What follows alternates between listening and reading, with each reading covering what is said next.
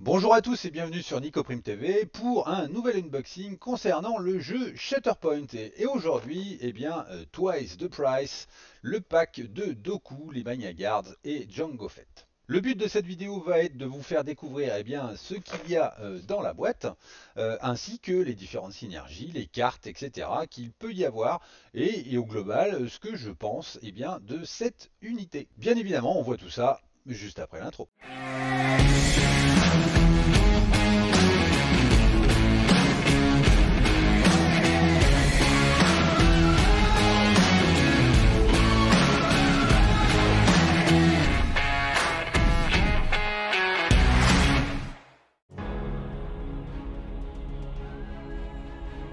Bien évidemment, on va commencer par les grappes et concernant cette extension, on est sur 4 socles de 40 mm. Donc socles qui sont creux avec un trou de 2 mm de profondeur pour que vous puissiez y placer vos petits aimants. Les 4 modèles, les 4 seuls modèles qui existent pour le jeu pour l'instant. Du côté des grappes, très bonne qualité. Là, vous avez celle de Jango Fett. Je vous ai monté à côté les autres figurines. Un petit conseil, montez-les sans leur cape, de façon à pouvoir vous faciliter la peinture. Vous pouvez tout à fait raccrocher après avec la colle, une fois que c'est monté et peint. Ça sera beaucoup plus simple à peindre pour vous. Concernant Jango Fett ou les autres grappes, donc plastique de très bonne qualité, rigide mais pas trop, donc qui s'ébarbe très bien, même si globalement il y a peu ou quasiment pas de lignes de moulage, donc ça c'est plutôt cool. Du multipart comme d'habitude chez AMG avec des détrompeurs pour que tout s'emboîte parfaitement et vous ne puissiez pas inverser les bras en les collant, etc. Donc rien à dire, très bonne qualité, très bon plastique, une gravure suffisamment fine pour que tous les détails soient là et soient faciles à peindre. Donc on va en profiter. Sur les Mania Guard, c'est exactement pareil. En termes de montage, ça se monte très très bien. J'avais un peu peur en voyant certaines pièces, mais au final, aucun problème. Des figurines qui sont très dynamiques. Et vous voyez que en termes de peinture, ça va être beaucoup plus simple d'accéder à toutes les parties de ce droïde sans la cape, ou pour aller peindre le dos de la cape, et que une fois tout peint, à remonter, ça va être très simple. On va passer maintenant aux cartes des différentes unités. Donc chaque unité arrive avec sa propre carte, bien évidemment de statistiques, sa propre carte d'ordre et sa propre carte posture. Posture qui pour Doku est double face et pour les autres monoface. Notre ami Doku, 7 points, 7 points d'équipe, 4 points de force. Euh, Unité principale, bien évidemment, avec un seul socle. Donc, Kondoku, chef séparatiste, utilisateur de la force, donc tag, voilà. Alliance séparatiste, c'est la seule, et site. On verra s'il y a d'autres cartes qui un jour combattent avec tous ces mots-clés là. 10 d'endurance et 3 points de durabilité, ce qui est classique, on va dire, pour une unité primaire. On voit par contre que c'est la première unité du jeu qui a capacité tactique, alors que d'habitude, donc représenté sur sa carte d'ordre, alors que d'habitude, ce sont les unités secondaires qui ont des capacités tactiques. Là, notre unité primaire, en a une, ce qui est assez intéressant.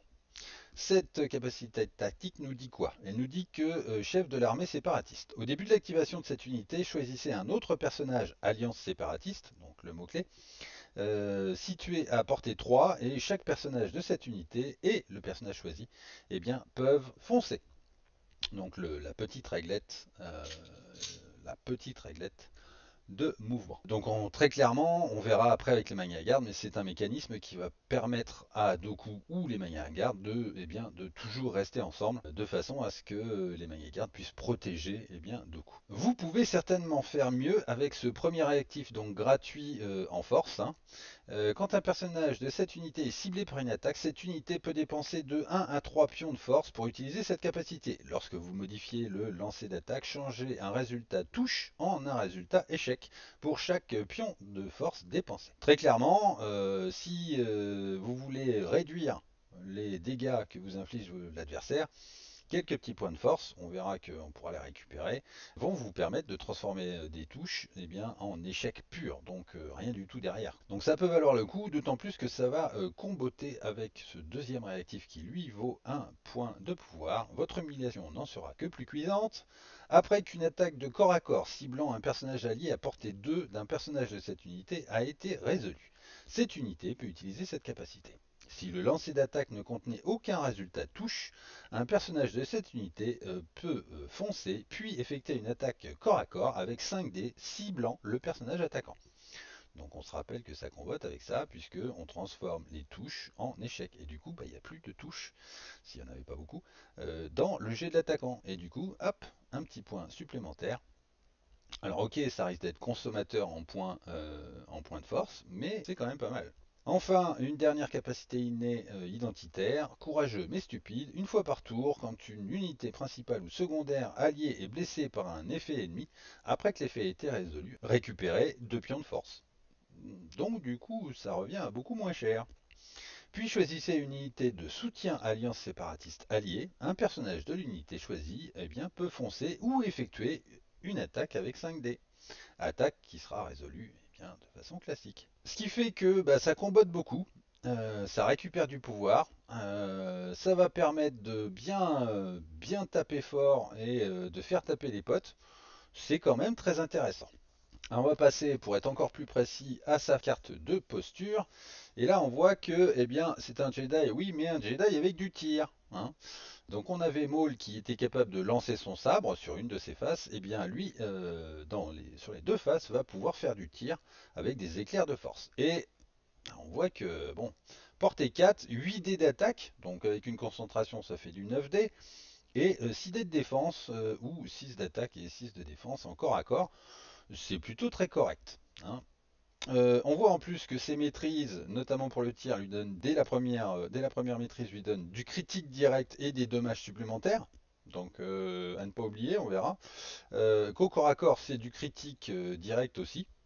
Et que bah, par contre pour la défense, c'est du grand classique avec juste du blocage. Par contre au niveau de l'arbre, il est très intéressant parce que bah, on voit qu'au dommage, en dommage global, si on veut aller au plus loin possible, on va faire 1, 2, 3, 4, 5, 6, 7 dommages, quelle que soit l'option d'arbre choisie, 7 dommages maximum. Par contre, on a deux choix, on va dire. Un qui est plus orienté vers nous, c'est-à-dire qu'on va soigner deux fois, on va entraver l'adversaire, d'accord, mais on va se repositionner. Donc voilà, c'est plus du personnel en haut, alors qu'en bas, ben, on va affliger quasiment toutes les autres conditions spéciales, c'est-à-dire désarmés, contraints et exposés. Donc ben, en revoir les maîtrises en face, hein, c'est clair, et en plus, ben, 3 dommages si jamais tu ne retires pas la condition contraint. Donc un profil qui est soit très mobile, safe, soit très ennuyeux, on va dire, pour l'adversaire. Ça ne s'arrange pas quand on arrive de l'autre côté parce que de ce côté-ci, eh bien, notre ami Doku, même s'il tire moins fort et qu'il ne fait pas du critique direct, mais qu'il faut passer à 4 pour passer du critique, déjà au sabre laser, il va être beaucoup plus performant hein, au corps à corps, puisqu'on voit qu'il passe à 7 dés, et surtout avec une défense de 7, hein, ce qui au jour d'aujourd'hui, je crois, est la plus grosse défense actuelle au corps à corps.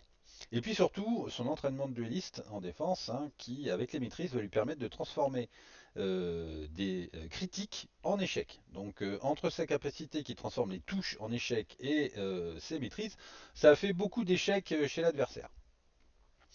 Et puis surtout, on voit que dans son arbre de combat, on va pouvoir enchaîner bah, déjà beaucoup de dégâts, parce que si on va au bout, eh ben on arrive à 10 dégâts, ce qui est quand même tout à fait conséquent, tout en passant par des options multiples de repositionnement et de percutage. Donc je vous rappelle, le percuter quand même, vous allez ok reculer l'ennemi d'une distance de 1, mais vous allez aussi pouvoir avancer de 1. Donc si on dit, allez, je me repositionne, donc son mouvement complet, donc la règle la plus longue, hein, une avance, que je remonte comme ça et comme ça, donc là je vais percuter, hop, repercuter et me repositionner. Donc un personnage qui devient vraiment hyper mobile, puisque faire dans le même tour, il va avancer, ok. Il va pouvoir avancer deux fois de plus, enfin vous traversez la map, hein.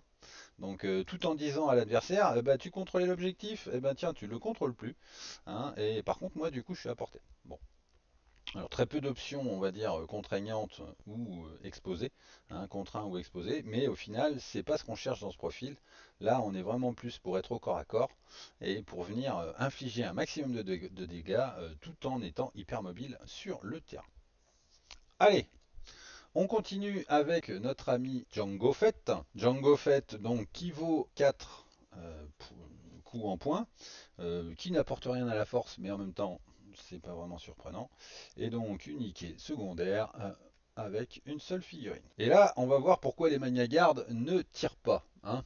Parce que bah, notre ami Django Fett, donc on le voit avec ses deux pistolets, hein, en tant que chasseur de primes, et ben il va faire le café de ce côté-là. Donc chasseur de primes, mercenaire, scélérat, alliance séparatiste. Donc au jour d'aujourd'hui, à part le alliance séparatiste, aucun des autres mots-clés ne fait écho à d'autres unités. 9 points d'endurance, 2 points de durabilité, classique, pour une unité secondaire. Une première capacité active, c'est un Mandalorien, donc il a un réacteur dorsal, et bien du coup ce personnage peut effectuer un bond pour un de pouvoir. Une deuxième capacité active, beaucoup plus ennuyeuse pour votre ennemi, filin de capture. Un pouvoir tout pareil, choisissez un personnage de cette unité et un personnage ennemi à portée 3 de lui. Attirez-le de 2 vers eh bien, Django Fett. Puis le personnage ennemi eh bien, gagne entravé. Normal, il a un petit filin autour de lui. Hein, on a la vision de tout ça dans les films. C'est exactement la même chose. On constate quand même que, bah, effectivement, sur sa carte d'ordre, il n'y a pas de symbole de capacité active. Hein, il n'y en a pas. Donc, parce que c'est Doku qui l'a. On passe directement à son réactif, pas si vite. Un point de force aussi. Au début de l'activation d'une unité ennemie, si un ou plusieurs de ces personnages sont à portée 3 d'un personnage de cette unité peut utiliser cette capacité. Lancer 5 dés d'attaque, l'unité activée subit autant de dégâts que de résultats critiques ou touches obtenus lors de lancer. Et donc, ta gueule les défenses, hein, c'est direct, merci, au revoir. Et ça signifie aussi quand même que s'il est bien placé, quasiment il va pouvoir être agressif à tous les tours, pas uniquement lors de son activation. Et ça, du coup, c'est très très fort. Un inné, mon client s'impatiente. Après que cette unité ait effectué une action de concentration, eh bien, ce personnage peut faire un bond. Donc, mobilité supplémentaire, tant mieux. Je veux juste être payé quand un personnage de cette unité blesse une unité principale ou secondaire ennemie. Après que l'effet a été résolu, récupérer 2 pouvoirs. Et un personnage de cette unité peut se soigner de 2. Eh bien, je pense que Doku sera très content de récupérer ces 2 pouvoirs, hein, ou ça lui permettra eh bien, de rentabiliser certains de ses capacités actives ou réactives. Donc, on va pas cracher dessus, et puis se soigner 2 fois, ben, ça permet de s'enlever 2 conditions ou de récupérer eh bien, 2 points d'endurance. On prend. Là où ça devient extrêmement fort, eh bien, c'est quand on arrive sur l'arbre de combat de notre ami Django Fett. Donc monophase bien évidemment, hein, portée 4, normal pour un Mandalorien avec ses pistolets, 6 dés d'attaque, ce qui n'est pas énorme, mais la concentration va être intéressante pour le pousser à 7, 5 dés de défense, armure de Beskar classique, et au corps à corps, eh bien exactement pareil. On voit par contre qu'au niveau des maîtrises, il est tout de suite dans du critique dès la première touche et que dès la première touche au corps à corps, il va infliger un dommage supplémentaire et sinon faire de la touche, etc. L'armure en défense, du Beskar classique, des boucliers, rien d'exceptionnel. Par contre, si on commence à regarder, ben, il va pouvoir enchaîner jusqu'à 10 dégâts. Allez, s'il y a des maîtrises au corps à corps, 11 dégâts. Donc c'est vraiment une machine à tuer à distance. Hein. Surtout que pour le reste, bah, on a un double percuté ou un double bond. Donc on gagne en mobilité, on gagne en placement de façon à pouvoir éventuellement eh bien, au tour d'après être à portée 3 par rapport à son fameux passivite, hein, le fait de pouvoir tirer dès qu'un personnage s'active dans les 3. Donc c'est vraiment très fort. Je trouve, enfin Django Fett est pour moi un personnage vraiment vraiment intéressant et qui va permettre d'envoyer du pâté au tir quasiment tout le temps, même s'il n'a pas non plus énormément de points de vie et de durabilité, mais on verra que avec l'unité suivante, il y a moyen de faire quelque chose. Et du coup, eh bien, on passe au Magna Guard, hein, donc Magna Guard qui valent 3 en coup en point, pas de force bien évidemment, ce sont des droïdes, et que c'est une unité de soutien à 2 socles. Du côté de leur stats, donc bah, c'est des droïdes, hein, pas de capacité active, etc. Ils sont un peu cons, c'est des droïdes. On voit qu'ils ont donc droïdes de combat, ce qui veut dire qu'ils vont pouvoir comboter avec Kalani, avec les droïdes B1, avec pas mal d'unités qui sont à venir comme ça, droïdes bien évidemment. Alliance séparatiste, donc du coup ils combattent bien évidemment avec le pouvoir de capacité tactique de Doku, et soldats, ok. 10 points d'endurance et 2 points de durabilité, donc plutôt une bonne unité en termes de stats. Un passif qui est protocole de protection, qui fait qu'après qu'une unité principale alliance séparatiste, au hasard Doku, hein, mais ça pourrait être Ventress aussi, allié à effectuer une action de déplacement, eh bien cette unité peut utiliser cette capacité. Choisissez un personnage de l'unité principale activée et un personnage de cette unité peut avancer, donc faire un mouvement complet en se rapprochant du personnage choisi. Par conséquent, il y aura toujours au moins un droïde Magna Guard à portée de Doku, puisque ce mouvement va faire que dès que Doku va se déplacer, eh bien le Magna Guard va le suivre. Et si jamais c'est Doku qui commence, de toute façon, on a la même mécanique à l'inverse pour que les Magna Guard ne restent pas loin. Pourquoi? Parce que garde du corps, les personnages principaux et secondaires alliés à portée 2 d'un personnage de cette unité ont couvert 1. Couvert 1 qui va apporter une protection contre les tirs, hein, je le rappelle, ça ne marche pas contre le corps à corps, mais c'est toujours un couvert gratuit. Donc voilà, ça va vous permettre de jeter un dé de défense en plus contre les attaques de tir. Et aussi une interposition, parce que là on avait le tir, maintenant il faudrait du corps à corps. Tant que cette unité n'est pas blessée, les personnages ennemis engagés avec un ou plusieurs personnages de cette unité ne peuvent pas cibler les personnages principaux ou secondaires alliés avec leurs attaques. Et voilà, la boucle est bouclée. On a une protection au corps à corps, ce qui fait que, eh bien, on ne pourra pas attaquer, engagé, hein, engagé veut bien dire au corps à corps, on ne pourra pas attaquer Doku ou Ventress, pourquoi pas, si les Magna Guard sont à côté. Mais attention, il y a marqué aussi ou secondaire. Par conséquent, on va pouvoir protéger, que ça soit contre le tir ou contre le corps à corps, eh bien notre ami Jango Fett, qui placé en plein milieu de la table, comme par hasard, pour distribuer des tirs à tout va, eh bien pourra bénéficier sans problème d'un couvert ou eh bien, du fait de ne pas pouvoir être ciblé. Profil qui au final est quand même très intéressant. Je vous montre juste la carte d'ordre, elle n'a rien de particulier, hein. C'est une unité, tout ce qu'il y a de plus simple. Et on passe directement eh bien, à leur carte de posture. Donc carte de posture avec un arbre très court, hein, 4 possibilités. Pas de tir bien évidemment puisque ce sont des Magna Guard avec des bâtons électrostatiques. Peut-être qu'on aura un jour des Magna Guard avec une version tir, mais en tout cas celle-ci ne propose pas de tir. En même temps, Jango Fett en envoie déjà suffisamment assez comme ça.